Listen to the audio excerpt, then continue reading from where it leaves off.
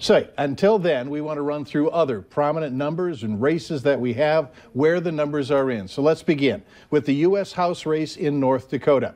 Kelly Armstrong is expected to be the new congressman for North Dakota. The U.S. House race has the latest numbers showing Kelly Armstrong standing at 65%, Democrat Max Schneider at 35%. Many of you are wondering how the hot topic measure number 3 is doing. As of right now, 60% of the votes have come in as no votes. 40% of the votes are yes votes. That's with 64% reporting. Measure number 1 showing 52% of the votes are yes. 48% of the votes are at no. All right, Kevin Cramer, we have just learned, is taking the podium in Bismarck. Let's go live there to hear what he says.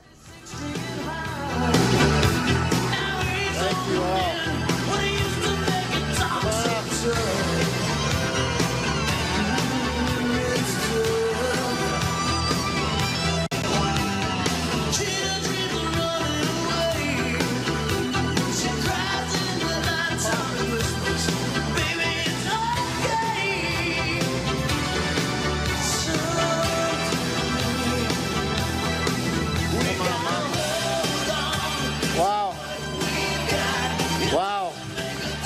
Thank you all. Thank you.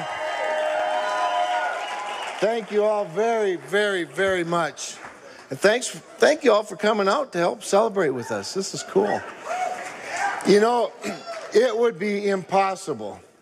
It is impossible for me to express the depth of my gratitude for so many people tonight. Many in this room, throughout the state, throughout this country. You know that I'm going to do my best, however, to try and say thank you to as many as possible. But forgive me if I don't name every one of you. Our family has been on quite a journey this year. I don't think there's any mistake about it. After more than a year of persuasion, and I just got off the phone with President Trump and Vice President Pence.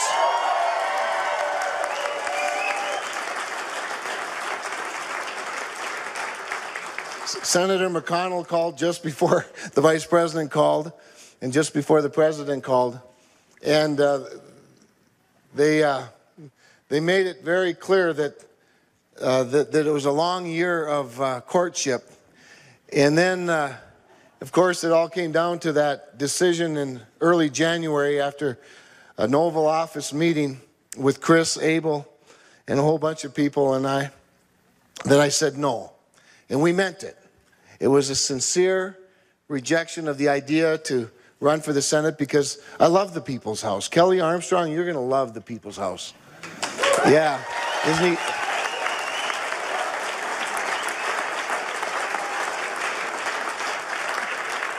And I really did feel like that's where I could best serve. But then, late in January, there was a fateful vote. The vote to ban late-term abortions failed, and a very crass celebration took place on the floor of the United States Senate at its failure. And then our phone began to ring with constituents and stakeholders saying, you've got to reconsider.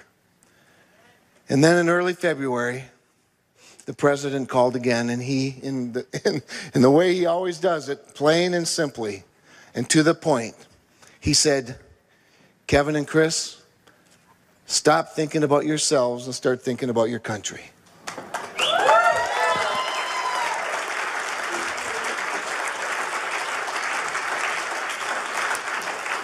And at that point, Chris and I knew that it was no longer about us or even about our family. It was about something much larger. So we made the decision to run for the Senate and never once looked back, never once regretted it, not for a moment, not for a second.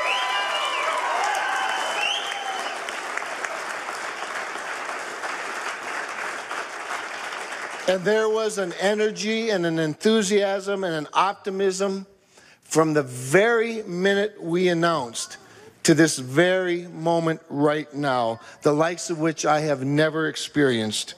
And the prayers went up and held us up, and we feel them even tonight. And you know, during our journey, we lost a son. And while we walked through that very deep valley, we never felt more connected, more prayed up, more surrounded ever in our lives. We knew then what we know now, that we belong to a very special community and that we are part of a family that unites us by the fact that we serve a really good God.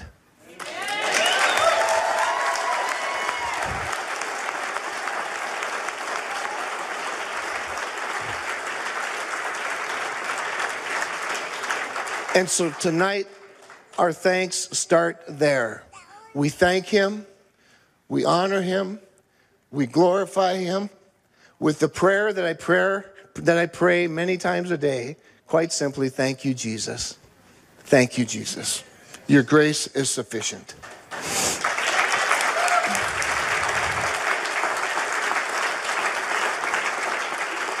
Now, as I hand out the thank yous, and I promise I won't name everyone, you all know that Chris Kramer managed every one of my successful congressional campaigns.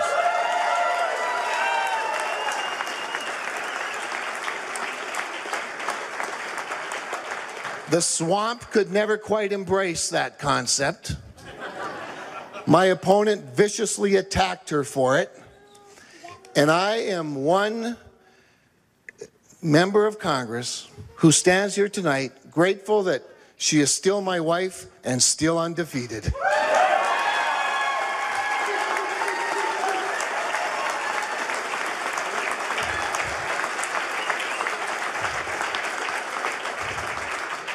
Now, I'm surrounded up here tonight by most of my family. My mom is here, brothers and sisters, nieces and nephews, grandbabies and children, and it's really cool because everybody gives a great deal in an effort like this. You know, I learned something from Senator Mark Andrews when I was a young staffer working for him. He said, and boy is it true, any one person can lose a race all by themselves, but no one can win a race by themselves. And this family is evidence. You know, it's a funny thing. There's multiple parades on every weekend in North Dakota. It takes a lot of Kramers. It takes a lot of Kramers to cover those parades. And boy, did they do it. And they were the best at putting up signs and finding locations. And we're just so grateful to our family. I also want to pay a very special tribute to a group of people, some of whom have been with me since day one in Washington, and that is my official staff, led by my Chief of Staff, Mark Grumman, who's here tonight from Hannaford, North Dakota. He runs the shop out in Washington.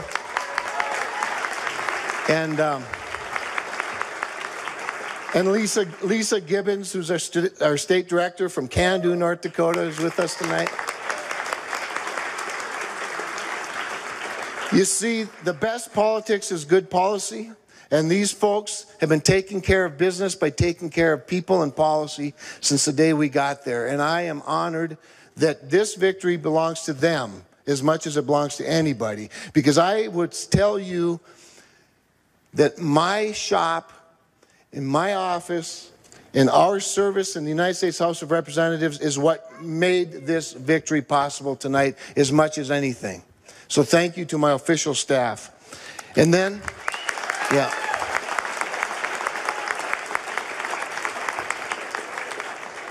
And then to my campaign team. To my campaign team led by Pat Finken with the very able direction of Chris Kramer. She's still undefeated. The entire consultant team, the staff, the volunteers, you guys, imagine this. We were outspent 5-1. 5-1. And let me tell you, hard work will beat Chuck Schumer's money every single day of the week.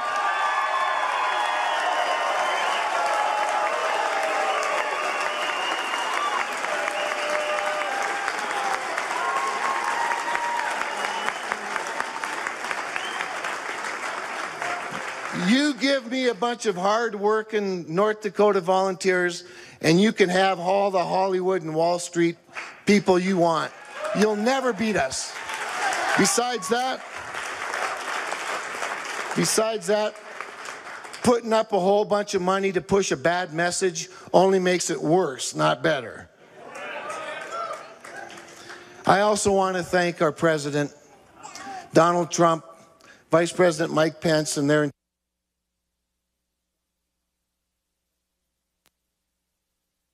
champions through this process, and the entire Republican caucus. They've been very helpful. But I want to really pay a special tribute. Obviously, we've got a little technical difficulties. Live television, it can happen at times. You've been listening to Senator-elect Kevin Cramer with his defeat over incumbent Heidi Heitkamp. Let's take a look at if you're just joining us, here are the latest numbers from tonight's race. Cramer winning 56-44, and I would have to say that's probably the closest that we have had those numbers throughout the evening at 56-44. All right, let's go over to Heidi Heitkamp's watch party, where we find Valley News Team's Maddie Jelseth with a live report on what's going on over there, whether or not Heidi will be speaking to the audience. We heard a lot of boos once we found out that Heidi Heitkamp lost the Senate seat to Kevin Cramer. Now we are just awaiting Heidi Heitkamp to come out and give a concession speech. As you can hear now, there are people already talking, just talking about the elections in general. Some good news is that the Democrats took over the U.S. House, but we are just waiting for Heidi Heitkamp to come out to give a concession speech. I'll keep you guys updated if she does come out, so make sure you guys stay updated with us at Valley News Live. So reporting live at West Fargo, Maddie Jelseth, Valley News Live. All right, thanks, Maddie, for that report. We'll go back to you as soon as we know more about what Heidi Heitkamp is doing. All right.